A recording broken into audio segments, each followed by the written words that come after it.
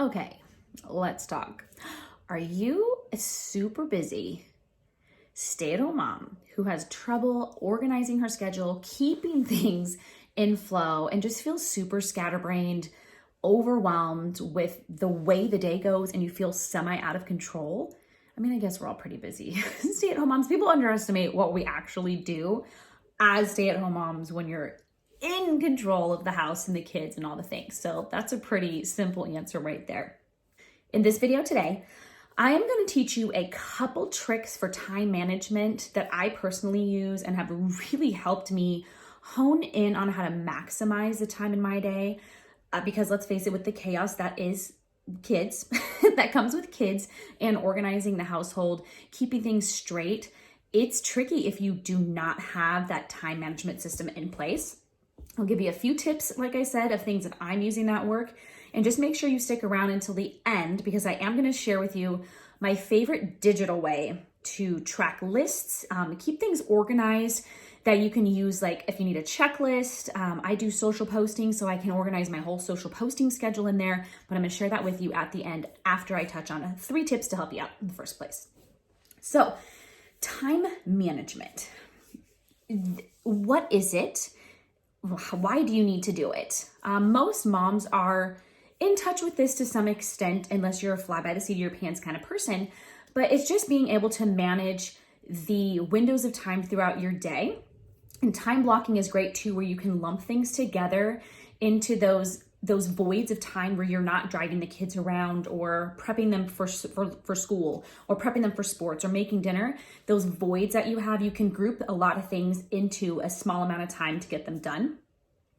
It helps you keep track of your non-negotiables, things like taking the kids to school, sports, and all of those that have to be done. If you have a way to track that, you have a planner, you have a calendar, and you can put that in there, it keeps you on task for your day, and you'll feel a lot less stressed when you know what's coming in that next block of time.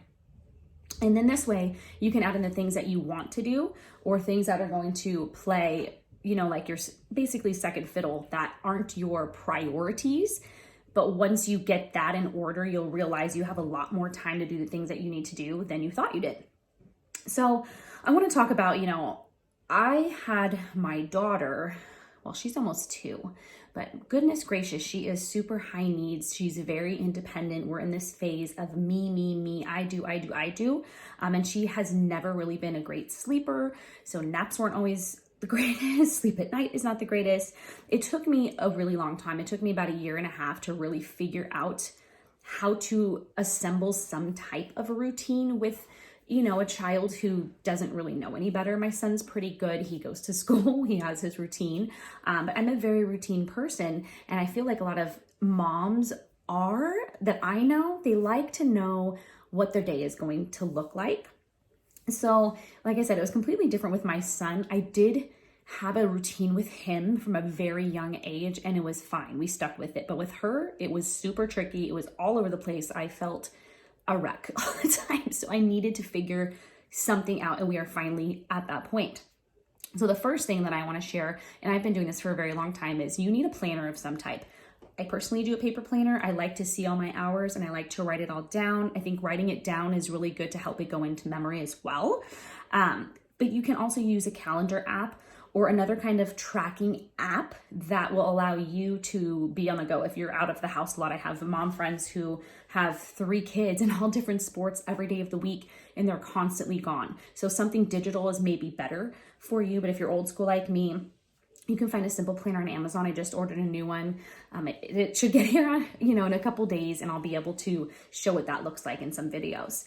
Color coding can be done with either paper or on the digital, and that can help you organize things via which kid is doing what, who has practice, who has a game, if your husband's making dinner or helping out, or if the kids are going to grandma's house. You can color code stuff like that. That'll help you feel a little bit more organized as well. Second tip, get a whiteboard calendar or some type of whiteboard where you can write lists or write ideas on or keep track of a schedule, because then again, you can get your spouse involved, you can have your kids involved, and maybe with your older children, you can have them penciling in what their schedule looks like for the week. So again, it's keeping you organized, relieving stress for you as the mom, and everybody kind of knows where everyone's going to be, and that will help again with organizing dinner and whatnot. The third tip is, this has been huge. I've done this for probably about the past 3 years, minus the break in there with my daughter for about 1.5 years, is using Saturday and Sunday to really plan out your week, your dinners, putting down, you know, your non-negotiables, whatever it is that you have going on for the whole entire week, not just the day before. I don't do that one day planning. I need to see what the whole week, what the landscape of the whole week looks like. That is super helpful. So use those 2 days to kind of prep your week, figure out what you're doing for dinners, get your groceries done on maybe Sunday or Monday so you're ready for the week and you're not hustling around, rushing around, trying to figure out what you're doing and what's going on. It's going to be super helpful. And like I said, I had 3 tips for you, and then I wanted to share my favorite app that I use for my lists, for planning social content and whatnot. And it's super simple. It's Trello. You may already be using it, but I discovered Trello probably in 2020. It's when I first started using it, and it's genius. You can share your lists and whatever you have going on in there with other people. It's amazing. You can color code. Like I mentioned, you can do checklists. So if you need to take it with you grocery shopping, you can check stuff off.